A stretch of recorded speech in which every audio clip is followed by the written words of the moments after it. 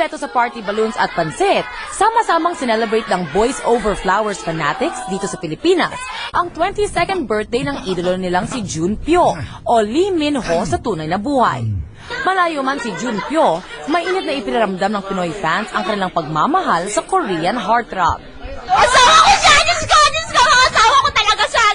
Happy birthday, Junpyo! Mahal na mahal kita! 이민호, 생일 축하합니다. 사랑해요. Daddy, Dadaan naman ang relasyon ni na Junpyo at Janbi sa pinakamatinding hamon at sakripisyo sa ngalan ng pag-ibig. Ito'y matapos dukutin si Janbi. May liligtas kaya siya ni Junpyo bago mahuli ang lahat? sabihin mo! Malalampasan kaya nila ang iba pang hamon o tuluyan na silang magkakalayo? Daddy!